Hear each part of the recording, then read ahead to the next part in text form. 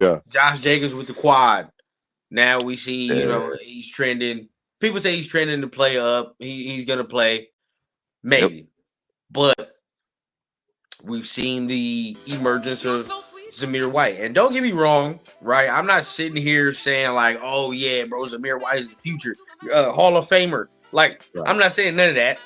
But I am saying that what I was talking about yesterday comes into fruition when you say that in order for him to reach his maximum potential in a game on what he can do to impact the game, he needs 20 to 25 touches. Would you agree with that? 100%. 100%. Okay. Yes. And with Josh Jacobs, I feel like in order for him to fully maximize his potential to impact the game, he needs 20 to 25 touches. I agree. So the dilemma comes when you talk about splitting, right? Right. When you talk about splitting, now you only give Zamir White 10 carries.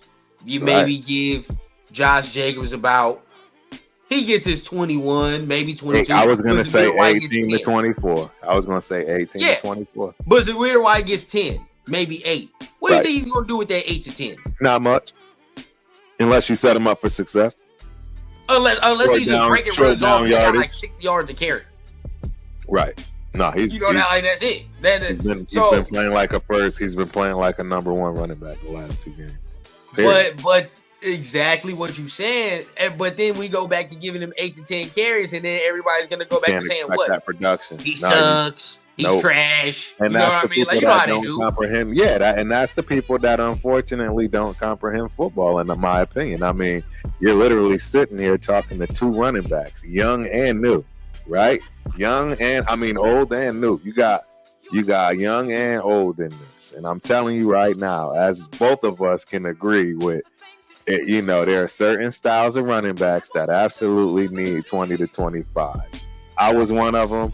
I don't know about you, Rundown, right? You know what I mean? But I was 15. definitely somebody that needed. Exactly. And that it makes sense. You know what I mean? Because as time progressed, you had to learn how to work with more.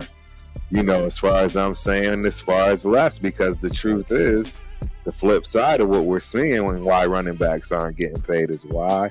Because they are kind of a dime a dozen. It's just some bad brothers out there running the rock right now. And you can find them in every round of the league. Period. Of the draft. Period. I mean, it's just what it is. And like you said, you're looking at 2 guys that are different. We probably would have been that masterful 1-2 punch. Exactly. Right?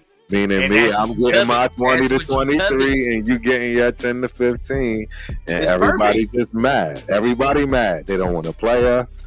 We got our wide out, you know what I'm saying? It reminds me of one of my teams like that I played. And you say 10 and I say, maybe 12, 15, but then catches somewhere about like exact. That's where 5 you're to 8, gonna rule. You know what I mean? So you're gonna rule in that division. Although I'm gonna keep it real. Right. I'm gonna keep it real. I'm gonna pat myself on the back. I was in every down back, and I mean, any of my peoples would absolutely attest to that. I was an all down back. I didn't come out the game unless I. Definitely. Hey, I had to pass block. I had to do what I had to do. Definitely. Yeah. Got to do that. That's rule number 1, though. Even regardless of whatever style of back you are, you still got to pass block. Hey, if you want your receivers, my receivers was dope. Dominic, now, my boy Sean. That would be the number 1 factor that I say Jacobs has over Zamir. Right. I feel like Jacobs is a way stronger pass blocker. Way stronger. You know what I mean? When we talking about straight up, having to take on the blitz and having to sort out the offensive line mess, Jacobs does a good job. I feel like Jacobs is 100%. A1 top. He's stonewalling. He's stupid. You know who he reminds me of in that category of all running backs, and this is why I give him his props and why he's actually. I mean, he would. I'm so mad that he held out, but anyway, he reminds me of Emmitt Smith. Bless you. He reminds me of Emmitt Smith. Emmitt Smith was a monster at running back, and I don't think people comprehend what that took for Emmitt Smith. Being 5'8", 205 pounds, right? maybe a 4.6 40 on his best day.